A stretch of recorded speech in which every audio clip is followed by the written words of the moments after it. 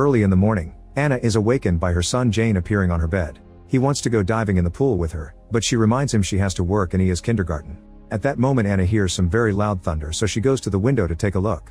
It's raining pretty heavily and the street is starting to fill with water, but Anna thinks it's not bad enough to cancel her routine yet. She starts making breakfast and has to deal with Jane's annoying mischief. Her mother calls her to check on the situation, but Anna assures her she'll be fine. While cooking, Anna hears a weird water noise and thinks it comes from the bathroom. When she turns around, she's shocked to see water all over her floor. The city is flooded to the point that the water has reached her apartment window. An announcement from the management office says that the floodwaters have reached the second floor in 7 of the buildings, and the third floor in another 3. All affected residents must evacuate to the upper floors, but the elevators are out of service. Jane keeps excitedly talking too loudly and asking to play, so Anna finally snaps and puts him on top of the table while scolding him for not obeying. Then she starts packing while noticing that the water is starting to cover her legs. At that moment she gets a call from a security agent from her company, who tells her he's on his way to rescue her. He doesn't want her to lose time packing, he just wants her to go upstairs with Jane. Suddenly the call ends and power goes out in the building. Anna grabs a small bag to put Jane's medicine in, then she runs to search for him. He's upset and hiding in the closet, so she apologizes for yelling at him and convinces him to come out by offering a piggy ride. When they leave the apartment, they find all their neighbors leaving their homes with suitcases. Anna dodges them as she runs down the corridor, wanting to reach the stairs as fast as possible. Unfortunately she finds a big crowd blocking the stairs that won't move. A desperate Anna runs to the opposite side of the corridor, seeing all the buildings nearby in the same situation as hers. She reaches the emergency stairs and starts going up.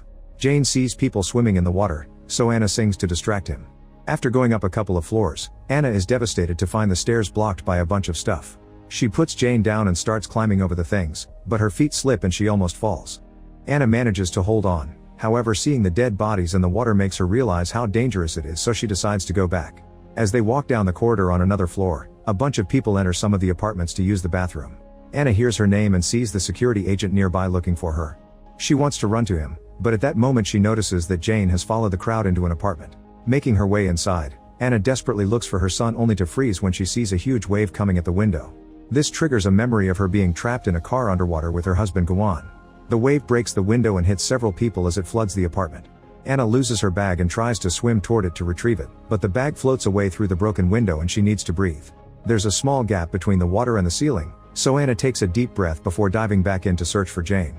In another room, she finds her son's unconscious body and quickly grabs him before rushing to the door. No matter how hard she tries it won't open, and she passes out too. At that moment security agent He-jo opens the door and wakes Anna up before helping her leave the apartment. They swim to the surface and climb over the balcony railing to return to the corridor. Then Hyo does CPR to successfully awaken Jane, who cries as he clings to her mother. Hyo films them and sends a report to the company confirming that their lead researcher is fine. Afterward the trio gets moving and Jane admits that the water makes him think of the time his dad drowned in the car. As they make their way upstairs, Hyo tells them that a company chopper is on its way. He also explains that 3 hours ago an asteroid hit Antarctica, so all the melted ice is coming north with the seawater. The government knew the asteroid was coming and didn't say anything because they couldn't stop it, which means humanity ends today. Anna can't believe what she's hearing, so Hyo informs her that her company is more than just an AI development lab. Her work has actually been to create a new human race. 2 people have been working on the emotion engine, Anna and her boss, who died in the flood with her child. Anna tries to explain that the emotion engine was still in the testing phase, but Hyo doesn't care. The other teams have already finished their missions. There are human-like bodies that were given intelligence and the ability to reproduce, so they only need emotions. The conversation is interrupted by Jane saying he needs to poop, so they rush to the nearest apartment to use the bathroom. Anna takes the chance to borrow Hyo's phone to call her mother and tell her she loves her. Suddenly they hear a noise in the walls and the gas pipe in the kitchen explodes. Gas starts filling the apartment, so the trio runs outside. The other apartments are blowing up and the flames start to spread on both sides of the corridor.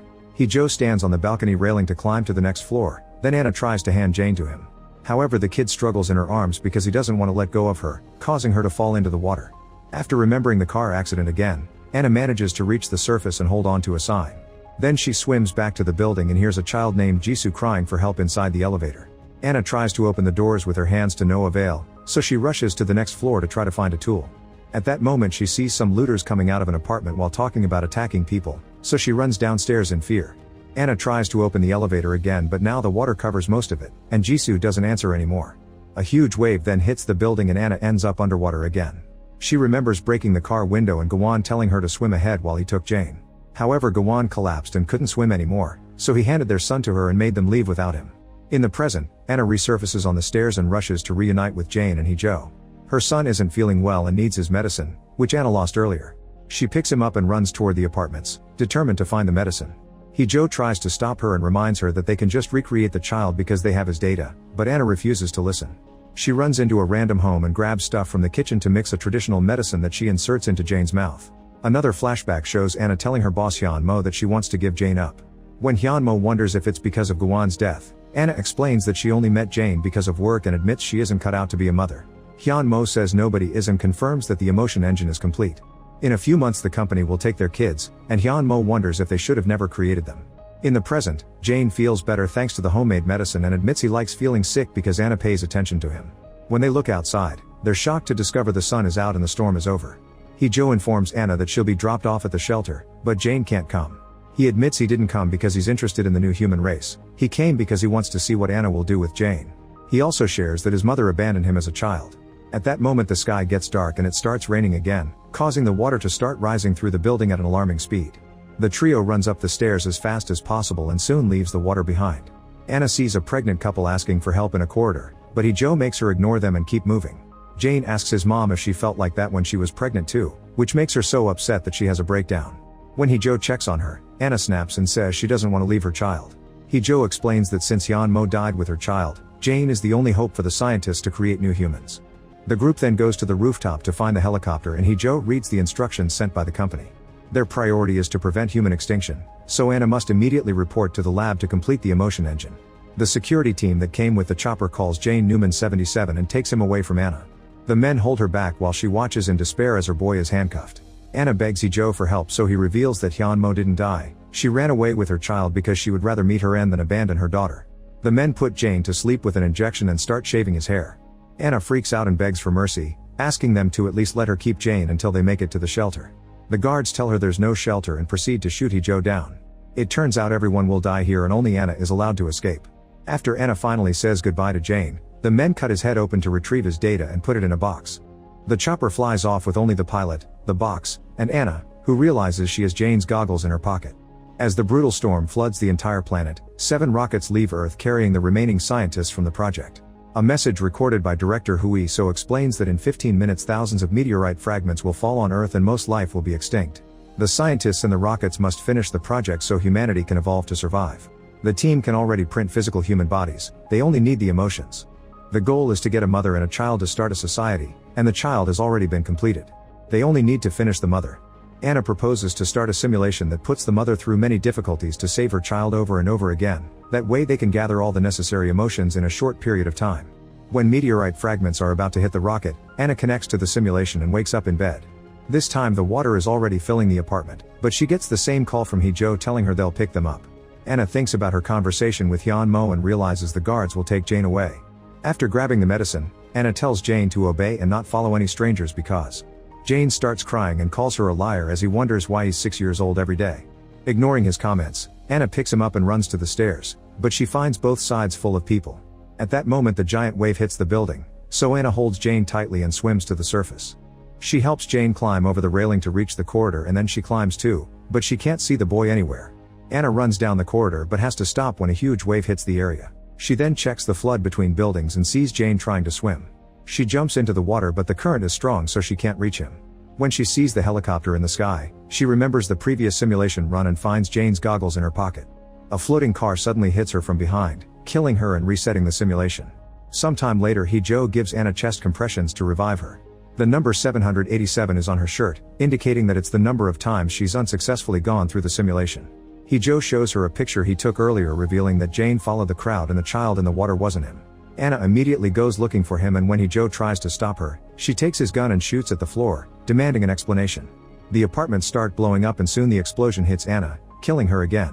In simulation 1931, Anna almost falls over the balcony and Hee-jo catches her just in time. However, Anna doesn't want to go with him because she's afraid he'll take her son, so she jumps into the water. When she sees Jane on another balcony being held by a man, she swims back into the building.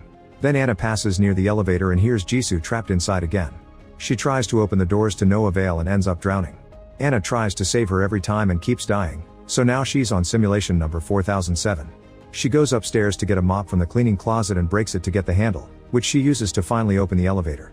Jisoo swims out and together they move to the next floor. Afterward they get dry clothes from an apartment and Jisoo tells Anna that she heard the looters talking about a child. Anna rushes in the direction of the sounds, only to remember that in the last run, she was killed by the looters.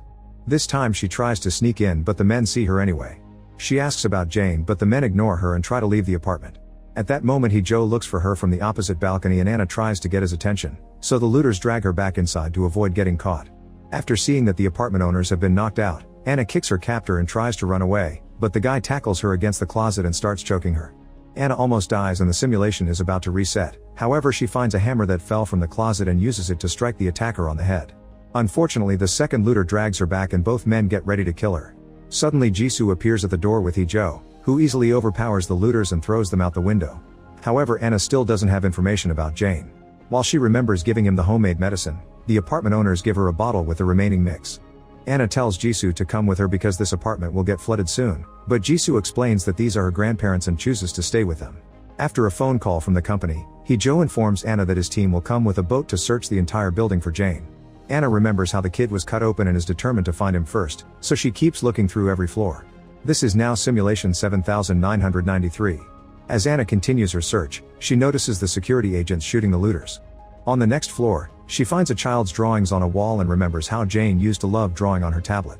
She keeps on moving and discovers that the pregnant lady has given birth, so she helps her hold the baby and gives them her jacket. On her way out, she sees the husband come back with warm water to wash his child. It makes Anna feel guilty about all the time she ignored Jane and she remembers that he would always send his drawings to her phone. She immediately checks her phone and is devastated to find thousands of drawings of her abandoning Jane before leaving in the chopper. At that moment Hee-jo yells from the other floor saying he's found Jane. She immediately runs to reunite with them but when she enters the apartment, the agents jump on her from behind to capture her. Hee-jo tells her they'll wake her up on the roof to say goodbye and Anna reminds him that he dies on the roof every time. It's then revealed that this is simulation number 13417. When Hee-jo tries to ask for more details, the agents kick him out. On his way back, Hee-jo finally sees glimpses of the previous runs. He grabs a trophy from a shelf and uses it to beat up the agents. Unfortunately one of them recovers quickly and tries to shoot Hee-jo in the head. A drowsy Anna grabs the other agent's gun and opens fire to save Hee-jo. Afterward Hee-jo gives her an injection that fully wakes her up and asks what's going on. Anna tells him the full story, explaining she fails to save Jane every time. She also reveals they've had this conversation a few times and they've even tried to fight the agents together, but they were killed in every run. Anna is afraid that Jane doesn't want to see her, but Hee-jo thinks the boy is actually waiting for her. In simulation 21499, Anna and Hee-jo are caught in a firefight with the agents again. Hee-jo wants to try something different, so they climb out the window to make it to another floor. As they run through the corridors, Hee-jo fights an agent hand to hand and volunteers to stay as a distraction so Anna can keep looking for her son. Anna runs into an empty apartment and more agents jump on her to capture her before a huge wave crashes through the window and throws them all back. Now free, Anna swims around to look for Jane but she still can't find him, so she decides to go to the surface. The water is now high enough for her to reach the roof. When she opens an abandoned wardrobe, she finally finds an unconscious Jane. She immediately gives him the medicine, yet the boy doesn't react. Anna has a breakdown and apologizes for abandoning him so many times, but at that moment Jane wakes up and says she never abandoned him. When she said goodbye, she told him to wait in the wardrobe because she'd come back for him, and she's kept her promise. At the same time it's revealed that the meteorites hit the rocket with Anna and severely wounded her. Before dying, she asked the director to use her mind for the simulation so she could be with Jane again. The scientists extracted her memories and uploaded them to their system, hoping this could help humanity. On the roof, the agents are approaching and a huge wave is about to cover the building. Anna gives Jane his goggles and tells him to swim, so he jumps into the water while the agents capture his mother. Another flashback shows that Jane and Hyun Mo's kid were babies printed by the company to develop the child AI, which explains why the agents insisted they could be left behind. They only needed the data to move on. Jane met Gawon after the experiment had already started, yet he agreed to be the boy's dad and even bonded with him. When Gawon died, his death impacted both Anna and Jane. In the present, the simulation is about to reset. Anna manages to free herself from the agent's grasp and jumps into the flood to join her son. After falling through data and swimming in the water, Anna resurfaces and finds Jane holding onto an antenna. She hugs him tightly and tells him they'll swim together before a wave brings them down. Since this, Anna helped Jisoo, assisted the pregnant lady, and stayed with Jane until the end. The system sees her lack of selfishness and finally considers the simulation successfully completed. The AIs for Anna and Jane are put in new printed bodies and sent to a planet to start a new society with humanity's memories. Make sure to subscribe and turn on notifications so you can watch more videos like this. Thanks for watching.